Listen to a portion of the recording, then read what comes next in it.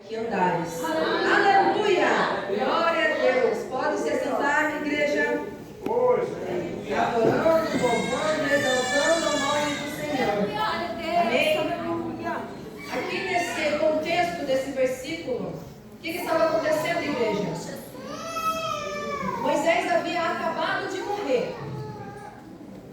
E era um momento de crise para o povo de Israel. Eles estavam sem líder ainda. Moisés já tinha declarado Josué como líder, já tinha colocado as mãos sobre ele, mas Deus ainda não tinha dito Josué. E naquele momento, perceba que no primeiro verso fala: depois da morte de Moisés, servo do Senhor, este falou a Josué, filho de Nun, servidor de Moisés. Chegou o momento de Josué passar por aquilo que ele só via Moisés passando. Josué guerreava, Josué havia sido liberto do Egito, Josué viu o mar se abrindo, Josué viu as maravilhas de Deus no deserto. Josué passou 40 anos sendo fiel a Deus, mas ele ainda não tinha presenciado Deus falar somente com ele. Tudo que ele tinha visto, tudo aquilo que ele havia aprendido, tinha chegado o momento, porque esse primeiro capítulo fala sobre o chamado de Josué. E reparem que Josué é apenas filho de Nun. Quando Josué aparece na primeira vez que é citado o nome de Josué, é citado quando eles estavam naquela batalha. Sabe aquela batalha bem conhecida que enquanto Moisés estava com a mão levantada, o povo ganhava? Josué apareceu neste momento, numa batalha. Aí já podemos ver a área que Deus trabalharia nele. Josué não era filho, acredito eu, muita possibilidade que ele não era filho de alguém importante, porque senão já teria sido falado. Ele era apenas filho de Nun, era conhecido assim. Ele não era filho de Moisés, não era sobrinho de Moisés, não era filho de um líder, não era filho de um ancião, ele só era filho de Nun. Mas Deus o escolheu. Deus o chamou. Pelo quê? Pelo seu destaque, pelo seu zelo, pelo quem ele era no meio daquele povo. Ele se destacou, sem precisar de alguém o empurrando. Deus o mostrou. E no verso 2, igreja, Deus fala a Josué: Moisés, meu servo é morto. Quando Deus declara isso a Josué, é a mesma coisa que Deus estava querendo dizer: acabou. Porque muitas vezes a gente acha que acabou, mas enquanto Deus não assina embaixo, não acabou. Existem coisas que o humano acha que morreu, mas para Deus ainda tem vida. Mas naquele momento, Deus estava falando: esse ciclo se encerrou. Esse ciclo era bom, mas se encerrou. Chegou a hora de Josué começar a liderar. E muitas vezes, irmãos, a gente não entende. Deus teve que afirmar para Josué: acabou. A gente não entende. A liderança de Moisés era excelente, era boa, era uma boa liderança? Era. Mas chegou ao fim. Muitas vezes a gente está no ambiente, a gente está no ciclo de amizades e a gente não quer encerrar ciclos que Deus já encerrou. A gente não quer sair de lugares que Deus já saiu.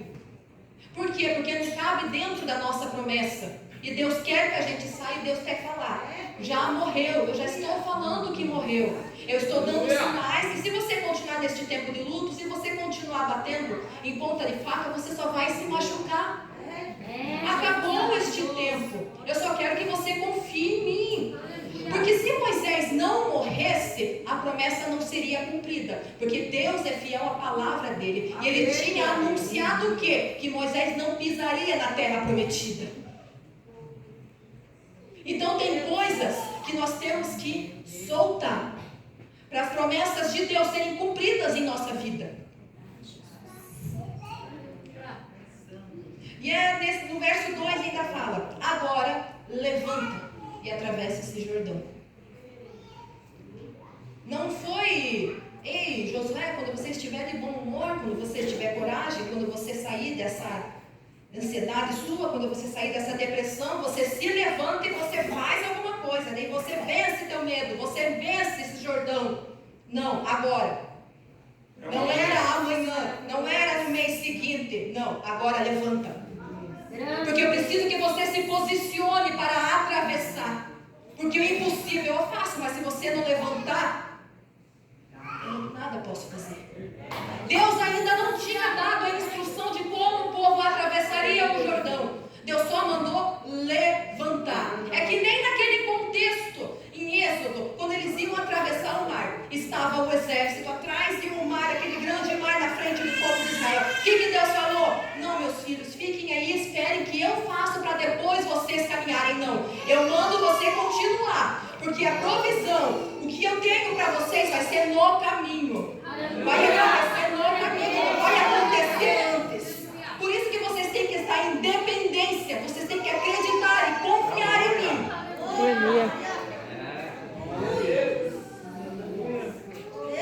E repare que na última parte do verso 2, a terra que eu dou aos filhos de Israel. Em Abraão, quando Deus chamou Abraão, eu darei. Ele falou para Isaac, eu darei. Ele falou para Jacó, eu darei. Mas com Josué foi diferente. Chegou o momento.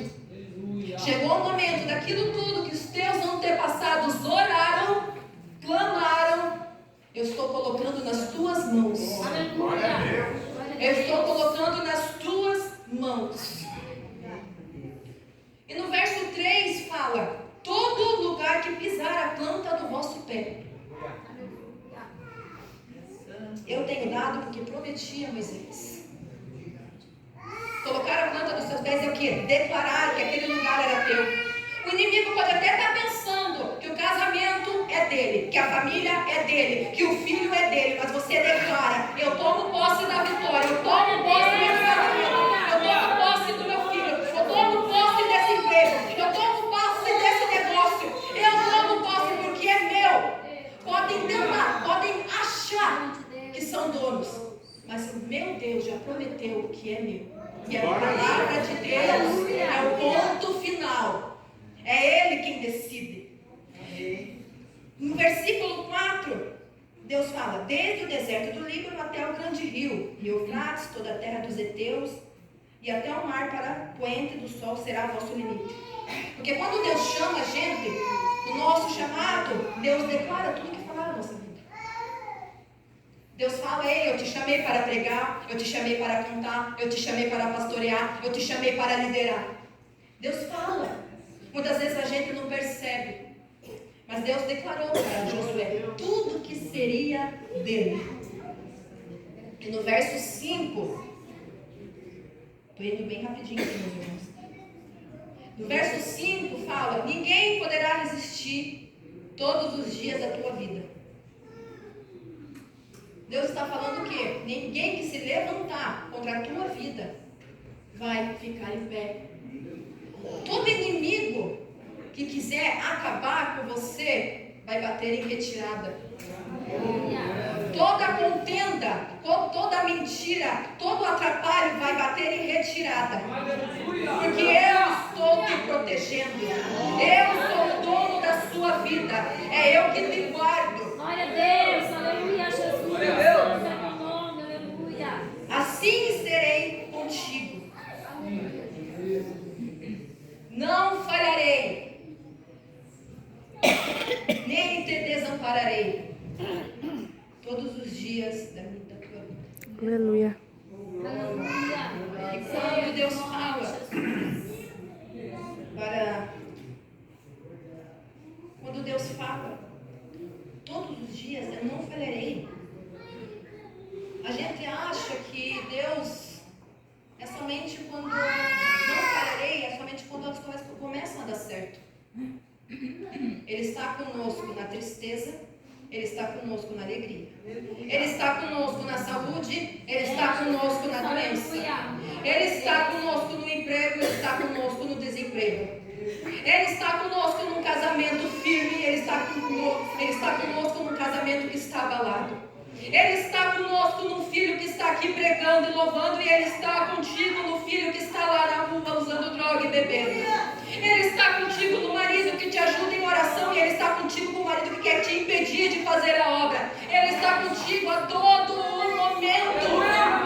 Ele não está falhando contigo porque aquilo que você pediu ainda não voltou. Não veio.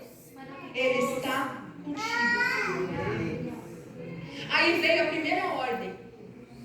Ei, Josué, seja forte e corajoso. Porque quando Deus fala para a gente ser algo, Ele não está pedindo a nossa opinião, o que a gente acha. Quando Deus falou para mim que eu iria ministrar a palavra dele, Ele não estava pedindo a minha opinião, Ele estava me ordenando. E aquilo ali foi a primeira ordem, são 3 ordens, que seja forte e corajoso. A primeira ordem era sobre a missão dele. Porque Ele fará o povo herdar a terra que sob juramento prometido aos teus pais. Deus não estava perguntando para Josué: ei, você acha que é tempo de você começar a liderar? Não, Ele só falou: levanta, vai, é agora. Não estou pedindo a sua opinião, estou te ordenando. É difícil, é? Vai te tirar da zona de conforto? Vai. Mas quando Ele fala,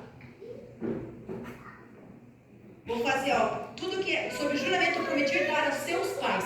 Irmãos, existem coisas, propósitos, promessas que serão cumpridas em nossas vidas através de nós, quando a gente nem havia nascido ainda. Existem almas que vão voltar a Deus através de uma pregação sua. Existem almas que vão se render verdadeiramente aos pés do Senhor quando você aconselhar. Existem almas que vão voltar quando você dobrar os seus joelhos. Quando essa igreja foi fundada, vocês acreditam que Deus não avisou que essa igreja um dia caberia mais de 300 pessoas? Pastor Newton não era nem convertido ainda, mas a promessa estava sobre a vida dele. Deus já havia o separado para essa promessa ser cumprida. E assim foi como Josué. Ninguém nem imaginava quem seria Josué. Abraão, que só saiu lá, pegou a Sara, pegou Ló, vamos sair daqui. Só obedeceu o primeiro chamado. Depois de séculos foi cumprido. Porque o tempo é de Deus. Então você tem que confiar que aquilo que Deus prometeu a você virá no tempo que Ele quer. É no tempo dele, não no nosso. Nós não temos controle de nada. Nós não temos noção nem do que é o tempo. Nós somos como a nuvem passageira. Ele é o tempo, Ele é o dono de tudo. Como Ele falou para Jó: onde você estava quando eu criei? Eu sou o grande Criador. E no verso 7, Ele fala: tão somente, segunda ordem, seja forte e corajoso para fazer tudo que a lei manda. Tudo. Porque para nós obedecermos a Deus, temos que ter coragem. Por quê? Porque vem renúncias. É quando te ofendem você abaixar a sua cabeça. É quando falam mal de vocês, você não ir querer tirar satisfação. Eu só preciso que você confie em mim e obedeça a minha lei. Eu só preciso que você renuncie à sua vontade e esteja disponível para fazer o que eu quero na sua vida. Glória a Deus. Porque Deus sabia que naquele ambiente, em guerras que iria acontecer, estava um tempo de crise, tempo de luto. O medo poderia parar a Josué. Porque medo tem uma coisa: quando nós estamos com medo, quando nós não olhamos para Jesus, tudo aquilo que Jesus, que Deus fez na nossa vida anteriormente, nós esquecemos por conta do medo. E não avançamos no propósito. Não avançamos no que Deus quer para a nossa vida. Por quê? Por conta do medo. Por conta do medo da rejeição. Por conta de timidez. Tudo aquilo que impede de você fazer a obra. Deus fala: para. Porque eu sou o dono da sua vida. Eu mandei você se levantar agora. Porque força e coragem sem palavra é um esforço de tolo. Não adianta nada você ter a força, você ter a coragem de dizer que eu posso, eu faço, eu isso, eu aquilo, porque se não fosse eu, isso daqui não ia andar. Não. É a palavra que foi declarada sobre a tua vida, sobre esta igreja, sobre esta cidade.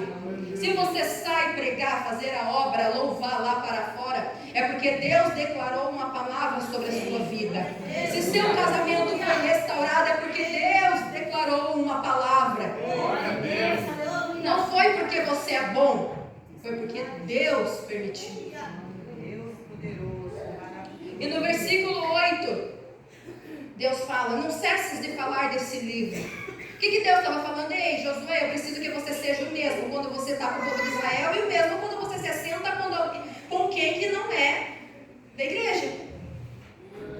Eu preciso que você fale, que saia da sua boca, seja o que? Palavras de bênção, palavras para renovar, palavras de cura. Eu quero que você seja o mesmo aonde você se sentar. Eu quero que você seja o mesmo com qualquer pessoa que você está. Porque muitas vezes, irmãos, a gente acha que quem está aqui dentro da igreja, a nossa conversa está liberada. Por quê? Eu estou aqui conversando com ele também é crente, então a nossa conversa é uma conversa de salvo. Mas no fim, o que nós estamos fazendo? Falando de todo mundo, só não enxergando o nosso umbigo. E Deus fala: antes medita, de dia e de noite. Amanda, eu não durmo. Claro que você dorme. Mas enquanto você trabalha, você vai pensando na palavra. Enquanto você lava a louça em casa, vai pensando na palavra. Enquanto você cuida dos teus filhos, vai pensando na palavra. Enquanto você estuda, a palavra está aqui na mente. Porque quando a palavra está na nossa mente, não tem espaço para acusação, não tem espaço para dardo nenhum de Satanás entrar na nossa mente. E é por isso que é necessário eu e você estarmos com a palavra na nossa mente e no nosso coração todos os dias, a todo momento.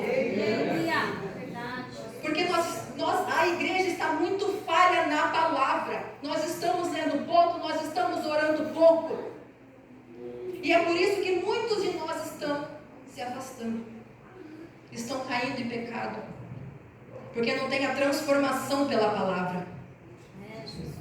Ou muitas vezes só dá o casco aqui na igreja, porque por dentro está vazio. Por quê? Porque não tem palavra, não tem oração, não tem busca.